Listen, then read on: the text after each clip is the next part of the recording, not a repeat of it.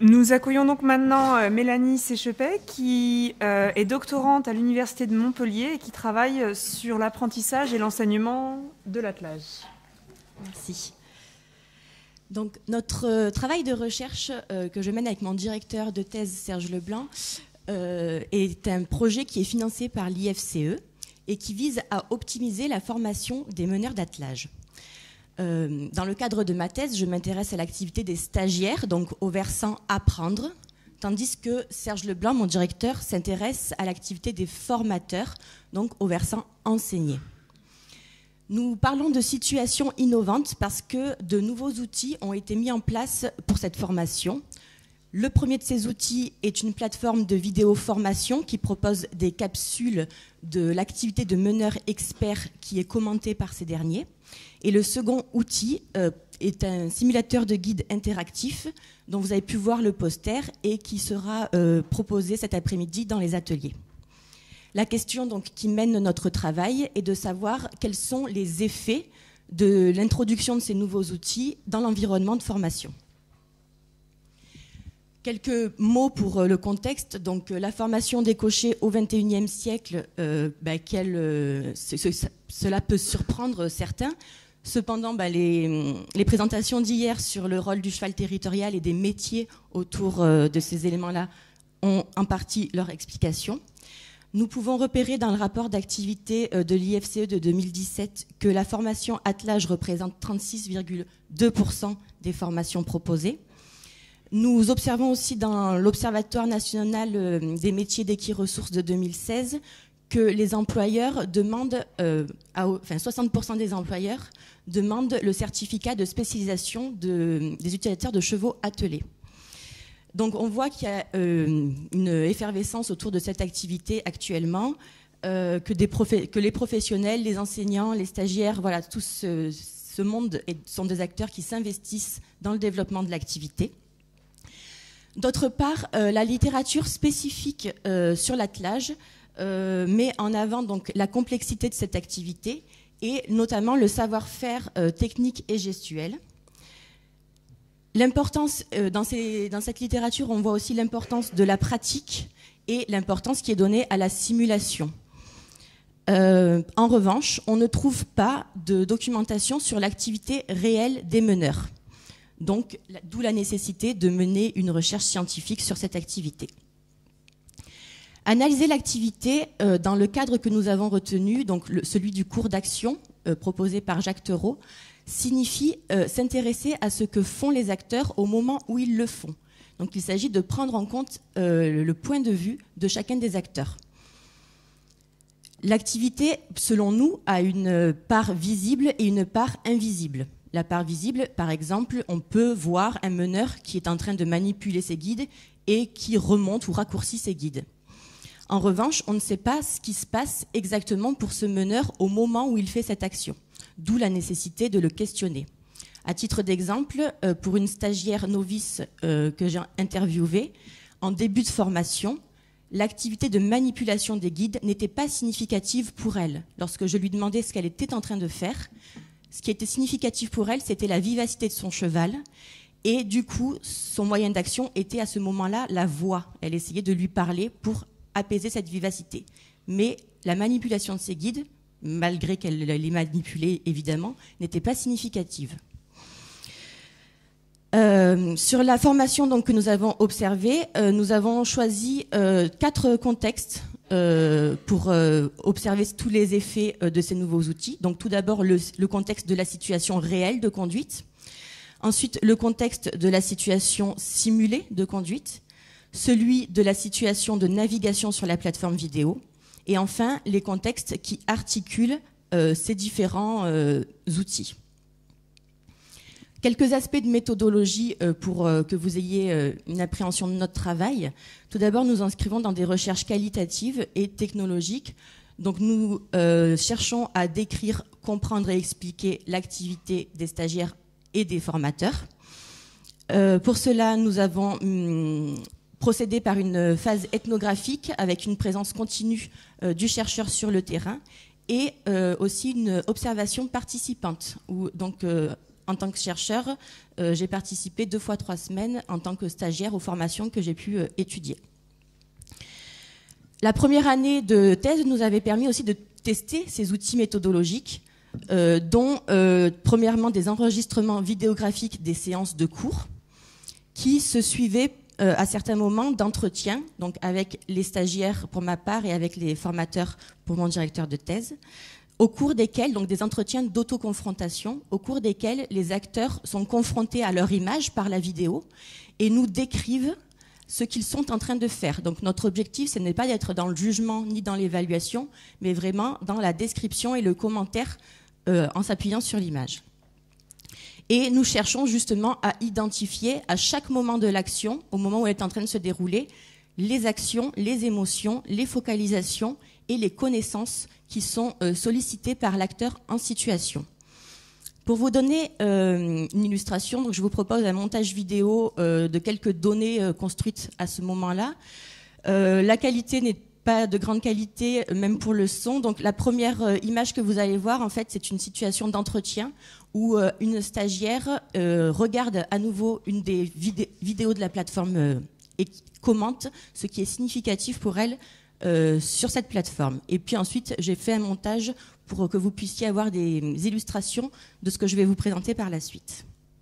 Ouais, et après, là, c'est quand on va imaginer, je crois qu'il y avait un peu de mustéto dans les mains, quoi. Oui. Je ne sais pas que ça pouvait être autant. Pourquoi je t'ai demandé de regarder cette vidéo? Parce qu'on va travailler en parallèle avec les attelages. Bon, ok. Là, on voit réellement les traits détendus et la valoir qui se met en place. Ah, c'est quoi là? Pourquoi il s'est arrêté pour choisir une période? J'ai trop pris? On essaie de tourner à gauche. Donc voilà un classique. Vous avez vu là tous? Un vrai classique. Tu vois, moi, dans le tournant, j'ai toujours perdu le contact de la réalité extérieure, la guide extérieure, et je sais que je le fais en vrai, ça aussi. Donc pour respecter le temps de présentation, j'ai choisi de me centrer sur 2 études qui ont eu lieu plutôt en fin de formation avec ces nouveaux outils. Donc la première étude concerne une séance qui articulait les 3 dispositifs, donc vidéoformation, attelage humain et conduite hippomobile. Elle avait lieu donc en fin de formation, comme je l'ai déjà signalé. La séance avait été préparée par 2 formateurs et menée par l'un d'entre eux. L'objectif de cette séance était d'aborder une descente au trot, de donc retravailler sur la gestuelle et le rôle de la valoir sur le cheval. Donc cette séance se passait à l'échelle d'une journée. Le matin, le groupe des cochers était en classe et travaillait sur la vidéoformation, comme vous pouvez le voir sur les photos 1 et 2. Et notamment, par exemple, le formateur a eu recours à un jeu de guide, à une paire de guides pour expliquer ce qu'il était en train de donner. Et l'après-midi, s'est déroulé avec tout d'abord un attelage humain, donc au cours duquel les stagiaires pouvaient jouer le jeu de rôle du cheval. Et le formateur avait proposé donc une petite articulation avec une forme de brouette et surtout un fil qui représentait la valoir. Donc les stagiaires ont pu éprouver dans leur corps l'effet de la valoir sur les fesses. Et pour finir, une conduite réelle en situation de descente, puisque c'était l'objectif. 2 résultats majeurs ressortent de cette étude. Tout d'abord, pour les stagiaires, ce qui a été significatif, c'est qu'ils ont pu transformer et articuler des connaissances que eux-mêmes qualifient de théoriques et leur mise en application pratique immédiate. Donc, ils ont pu établir du sens et du lien entre les différentes situations vécues. L'autre élément qui ressort, c'est que face à la vidéoformation, ces stagiaires qui n'étaient pas habitués à travailler sur l'observation se sont retrouvés démunis, en fait. Comment est-ce qu'on observe? Qu'est-ce qu'il y a à observer en dehors des éléments premiers qui sont observer les mains du meneur, observer le cheval et observer l'environnement. Donc le formateur a dû aussi leur rappeler l'importance d'observer le matériel, les traits, la valoir, etc. Donc, ce qui ressort, c'est qu'il y a une importance à développer aussi des habitudes d'observation qui peut être permis par l'analyse de vidéos. Le lien donc, qui est créé entre les différents contextes, ça c'est aussi un point positif qui ressort de cette étude. Et 2 exemples pour illustrer ces propos. Tout d'abord, une première stagiaire qui explique en entretien, donc je cite ce qu'elle me dit. « Pour moi, il y a eu un lien entre le jeu humain et le cheval. Il y a des choses que je ne regardais pas nécessairement avant ou que je ne voyais pas et que là, du coup, qui m'ont sauté aux yeux, l'histoire de l'avaloir dans les fesses du cheval. » Donc depuis le début, elle avait bien construit séparément le rôle de l'avaloir comme élément de retenue, mais pour la première fois, avec cette séance-là, elle comprend mieux les effets et du coup l'articulation de la gestuelle du meneur et de ce qui se passe pour le cheval. Et l'autre cas que je voulais vous présenter, c'est produit pour 2 des stagiaires interviewés. En fait, ces stagiaires avaient construit comme connaissance que la gestuelle montrée par le formateur et travaillée depuis le début de la formation apparaissait pour elle comme une contrainte par rapport au cheval, puisqu'il s'agissait de remonter sur les guides et donc d'avoir une action sur la bouche du cheval. Et donc, dans l'optique d'une contrainte, elle n'appliquait pas elle voyait pas l'intérêt d'appliquer cette gestuelle. Donc, elle le faisait quand elle passait devant le formateur, mais sinon, c'était pas utile selon elle. Et du coup, avec cette journée, elles ont mieux compris l'utilité pour le cheval et pour l'aider. Et donc, elles ont pu transformer cette connaissance pour que cette gestuelle, en fait, soit vue comme une aide pour le cheval dans un moment de descente. Le deuxième point qui ressort de cette étude, donc, c'est du côté de l'activité des formateurs. Donc, on observe, grâce à ces outils nouveaux, des modifications de la pratique des formateurs.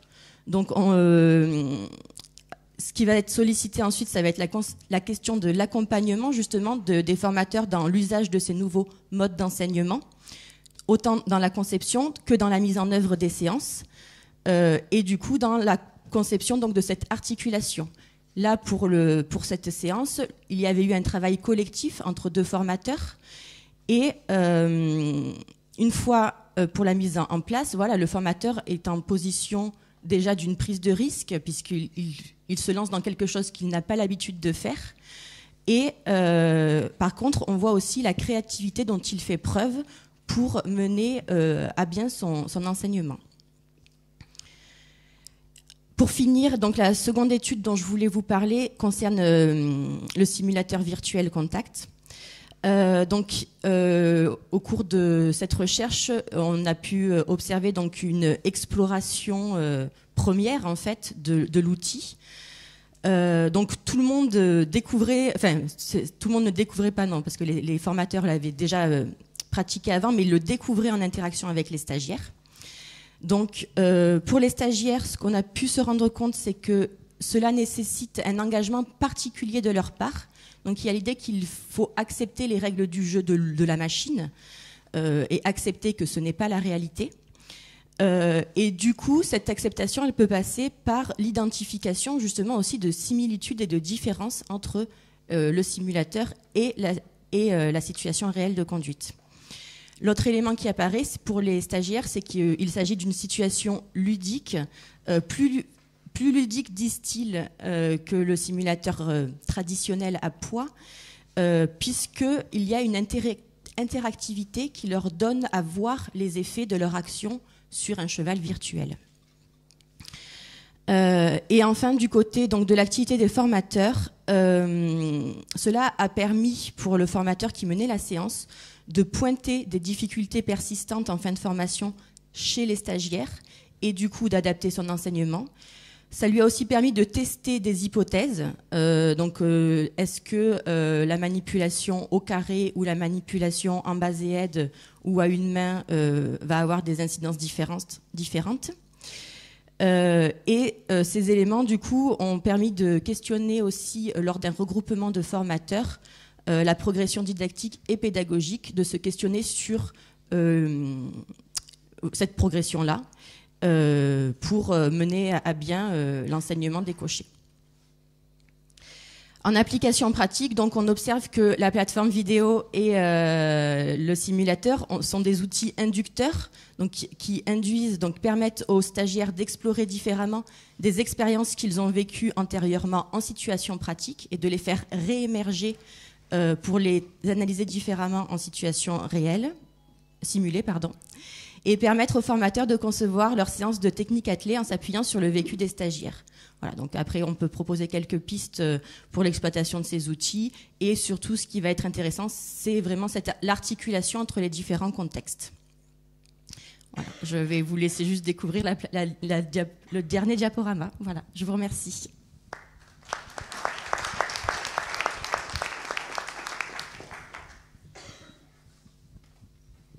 Alors, quelques questions en haut? On se connaît, bonjour Mélanie. Je voudrais revenir peut-être sur un point un peu méthodo.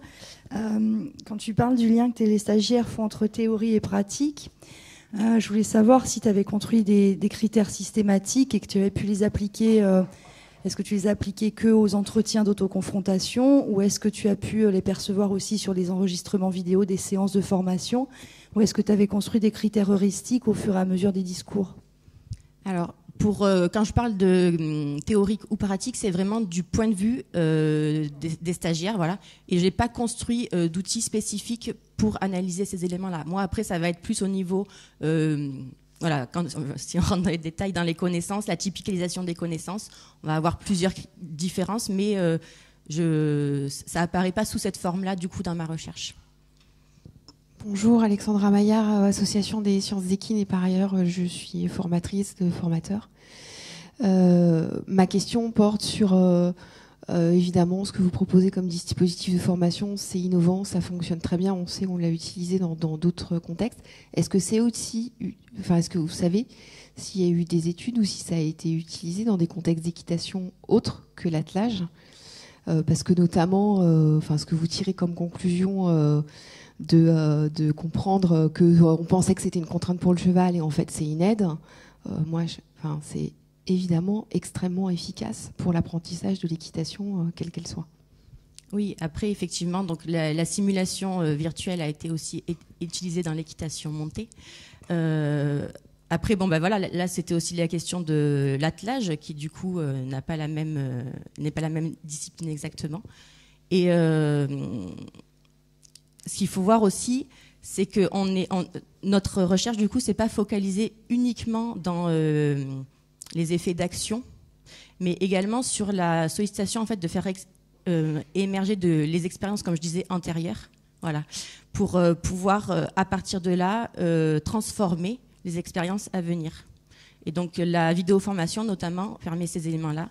Et d'autres recherches ont été menées aussi dans l'enseignement, avec des enseignants primaires et secondaires, et donc on donnait de nombreux résultats.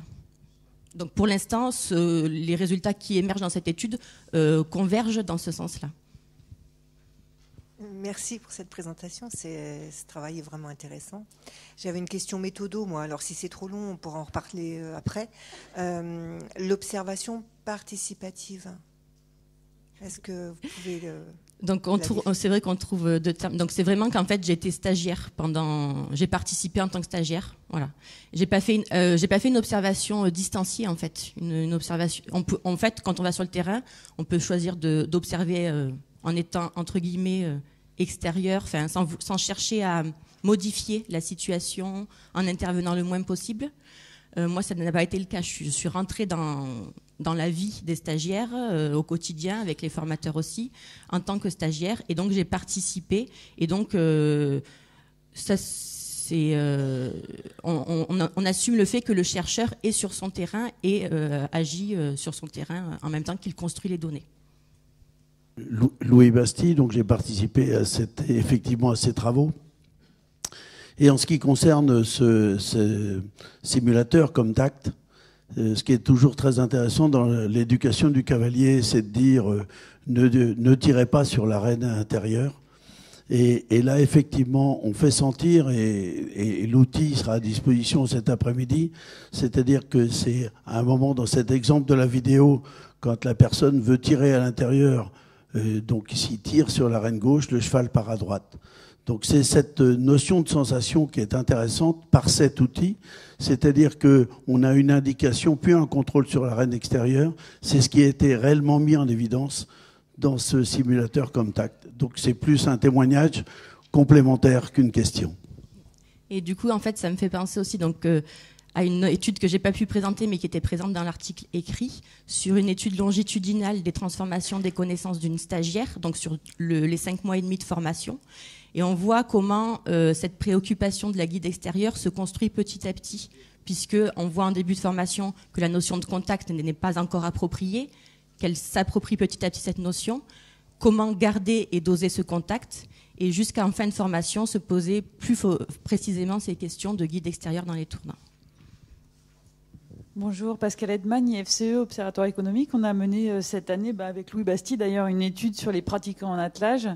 Et dans les retours qu'on a eus, il y a un vrai manque d'offres dans les centres équestres. Et je me demandais si finalement ces travaux, vous les avez étudiés dans un contexte de formation diplômante à destination des professionnels, mais si finalement c'était pas aussi une piste pour aider à développer l'attelage dans les centres équestres, où il y a en fait un manque d'outils parce que la discipline est coûteuse et finalement difficile à mettre en place. Est-ce que c'est pas aussi une piste pour développer l'offre dans les centres équestres, tout simplement?